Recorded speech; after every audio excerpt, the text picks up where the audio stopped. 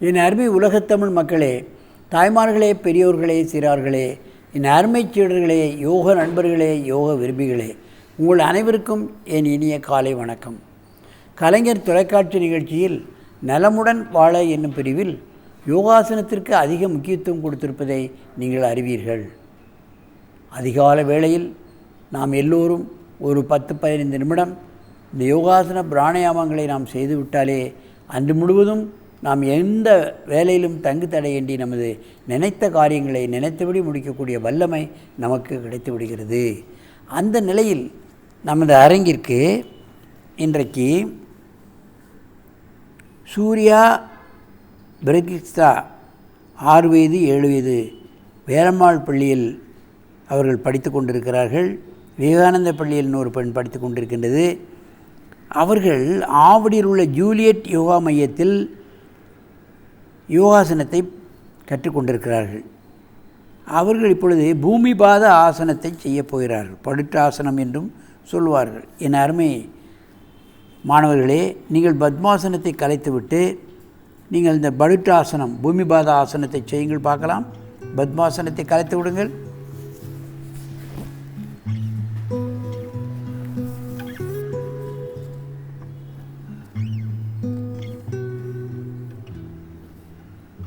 இதில் என்ன நடைபெறுகிறது என்பதைத்தான் நாம் முக்கியமாக கவனிக்க வேண்டும். பாருங்கள், தலை கீழாக இருக்கின்ற காரணத்தினால் தலைப்பகுதிக்கு பிளட் சர்க்குலேஷன் அதிகமாக கிடைக்கும். சின்ன குழந்தைகளுக்கு சிரசாசனம் செய்வது என்பது கடினம். இது சிரசாசனத்தில் பாதி சிரசாசனம் என்று கூட சொல்லலாம். ஆனால் சின்ன குழந்தைகளுக்கு மறதி ஏற்படும். பள்ளிக்கூடங்களில் பாடங்களை படிப்பதில் மறதி ஏற்படும்.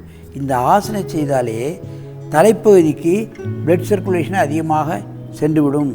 பிட்யூட்டரி பீனியர் கிளான்ஸுக்கு அதிகப்படியான இரத்த ஓட்டம் நடைபெற்று நினைவாற்றலை அதிகப்படுத்தும். அதுதான் குழந்தைகளுக்கு ரொம்ப முக்கியம். உடல் மாற்றப்படுகிறது. ஈரணக்கருவிகள் சரியாக இயங்கப்படும். அதை கவனிக்க வேண்டும். மெதுவாக இந்த ஆசனத்தை கலையுங்கள். உட்காருங்க. அப்படியே உட்காருங்க. அப்படியே உட்காரு. நீண்ட மூச்சு வாங்கிக் கொள்ளுங்கள். நன்றா மூச்சு இழு.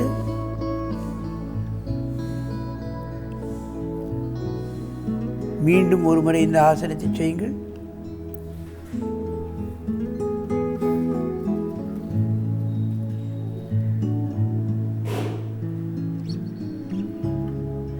சின்ன குழந்தைகள் பார்த்திங்கன்னா, அந்த 1 வயசு 6 மாத குழந்தைகள் கூட இதை மாதிரி தானாகவே நிற்கும். நம்ம சொல்லுவங்கள்ல அது நடக்கக்கூடிய தன்மை வந்து விட்டால் இது போன்ற ஆசனங்களை செய்து கொண்டிருக்கும் சின்ன குழந்தைகளை பார்க்கலாம்.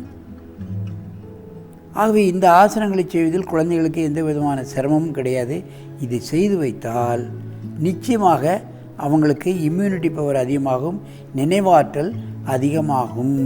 மெதுவாக இருக்கு. நல்ல மூச்சு வாங்க. சரி, இப்போ ஒருவருக்கொருவர் நேராக பார்த்து செய்யணும். திரும்ப அப்படியே இங்கே திரும்ப. அவனை பாரு. தள்ளி வா. இப்போ செய்ய. திரும்ப பண்ணு.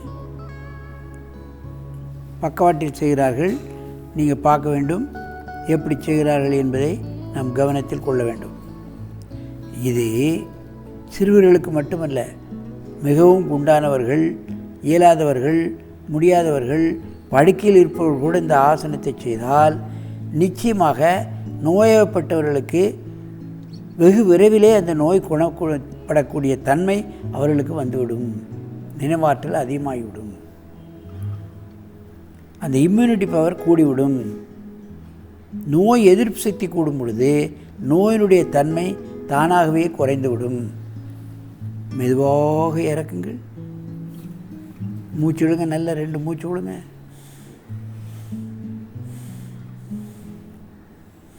மீண்டும் ஒரு முறை செய்யுங்க. வைங்க.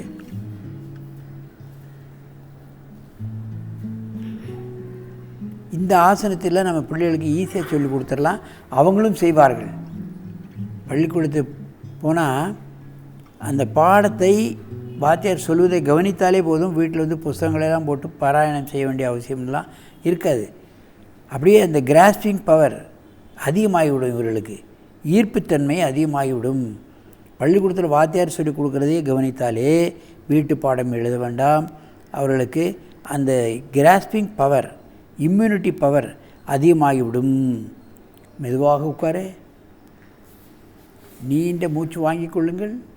நிச்சயமாக அந்த பிள்ளைகளெல்லாம் ஆரோக்கியமான மாணவர்களாக மாணவிகளாக மாறக்கூடிய தன்மை கிடைக்கும். அடிக்கடி அவர்களுக்கு நோயே வராது. காய்ச்சல், மண்டையடி, வயிற்று வலி, ஏதாவது மழை காலங்களில் பனிக்காலங்களில் அவர்கள் பாதிக்கும், சளி பிடிக்கும். இந்த தொல்லைகளெல்லாம் இந்த ஆசனங்கள் செய்யக்கூடிய குழந்தைகளுக்கு அண்டவே அண்டாது. ஏன்? அவர்களுக்கு நோய் எதிர்ப்பு சக்தி அதிகமாகி விடுகிறது என்பதுதான் உண்மை. ஆகவே குழந்தைகளுக்கு இதுபோன்ற ஆசனங்களை கற்றுக் கொடுத்து அவர்களை நோயின்றி ஆரோக்கியமாக வாழ வைக்க வேண்டும் என்று கேட்டு உங்களிடமிருந்து விடைபெறுவது ஆசனம் ஆண்டியப்பன். வணக்கம்.